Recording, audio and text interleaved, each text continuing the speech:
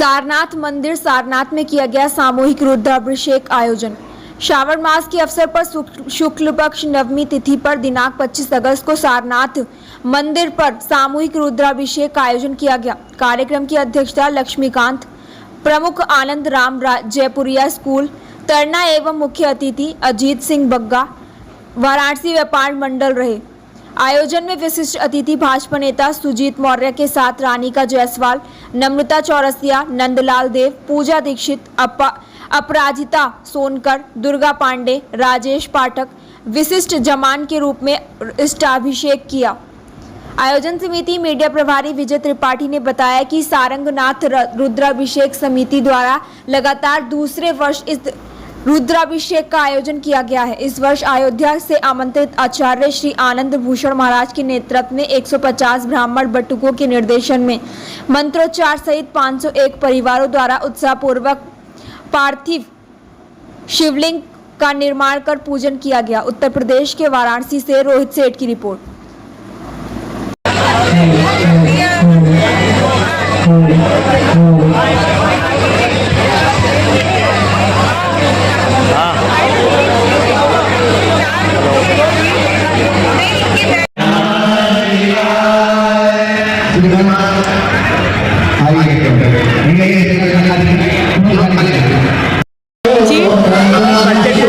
मैं रानिका जायसवाल, प्रदेश कोषाध्यक्ष महिला मोर्चा उत्तर प्रदेश बीजेपी।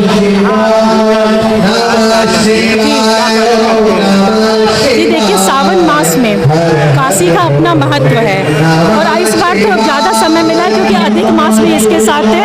हम लोग दो डबल सावन मना रहे हैं और मलमास के निमित्त जो यहाँ पुण्य प्राप्त होगा उसकी अनुभूति हम नहीं कर सकते। और कहते हैं सावन में भगवान विश्वनाथ, बाबा विश्वनाथ 1 महीने यहाँ निवास करते हैं सारंगनाथ में। और भगवान बुद्ध की भी ये तपोस्थली है। भगवान बुद्ध ने भी यहाँ पे अपने जो है उन्होंने आसन लगा के अपने को उन्होंने मनोयोग करके यहाँ पे क्या अपना उन्होंने किया हुआ था, पूरा वचन पूरा किया।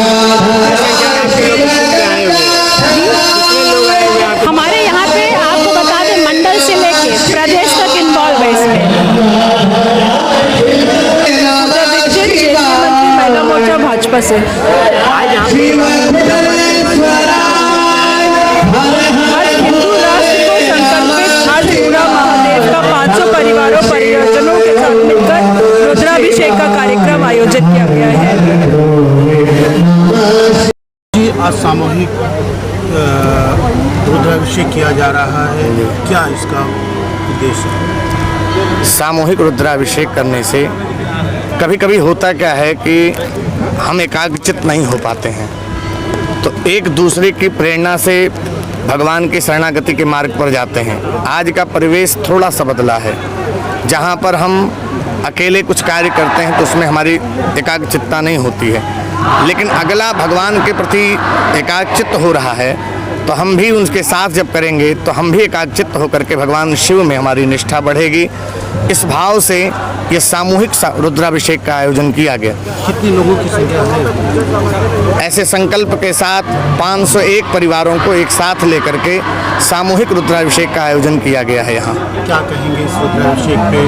काशी और सारंगनाथ महादेव की जो महिमा हम लोगों के द्वारा यहाँ ज्ञात हुई काशी में आने के बाद, ये सारंग महादेव में भगवान शिव जब विश्वनाथ मंदिर में लोगों की लाइन लगी रहती है, लोग उनके दर्शनार्थ आते रहते हैं, तो एकांतवास के निमित्त अपना भगवान शिव का स्वरूप तो वहाँ विद्यमान है, लेकिन फिर भी परम शांति की अनुभूति के लिए वो अपने जो साले हैं उनके सारंग जी, उनके निकट आकर के यहाँ एकांत में 1 महीने का प्रवास करते हैं। इस स्थान पर भगवान शिव के पार्थिव शिवलिंग का निर्माण करके, भगवान शिव के पार्थिव शिवलिंग के निर्माण की महिमा ये है, माँ पार्वती ने भगवान शिव का पार्थिव शिवलिंग का पूजन करके और भगवान की भक्ति प्राप्त कर ली। ऐसे ही एक ज्योतिर्लिंग है जिसका नाम है घुस्मा, घुस्मेश्वर ज्योतिर्लिंग कहा जाता है। घुस्मेश्वर ज्योतिर्लिंग में घुस्मा जी नित्य भगवान शिव के पार्थिव शिवलिंग का निर्माण करती थी। उनकी एक बहन जो ज्येष्ठ थी, द्वेषवश उसकी बहन अपनी पुत्र को, बहन के पुत्र को मार दिया।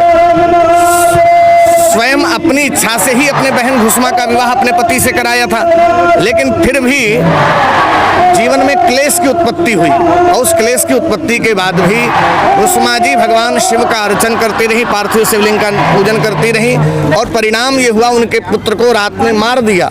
घर में पत्नी उनके पुत्र के मरने के बाद पति के मरने के बाद पत्नी को पीड़ा हो रही थी। ऐसी अवस्था में भी वो अपना अर्चन नहीं छोड़ी, पूजन करती रही और जिसका परिणाम ये हुआ उस कुएं से उनका पुत्र जीवित निकला और वहीं पर एक ज्योतिर्लिंग स्थापित हुई जिसको कहते हैं घुसमेश्वर शिवलिंग।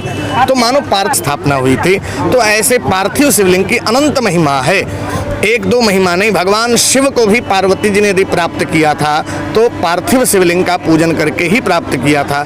ऐसे हमारे जो भी मनोरथ हैं, हम पार्थिव शिवलिंग का पूजन करेंगे तो हमारे मनोरथ की पूर्ति होगी।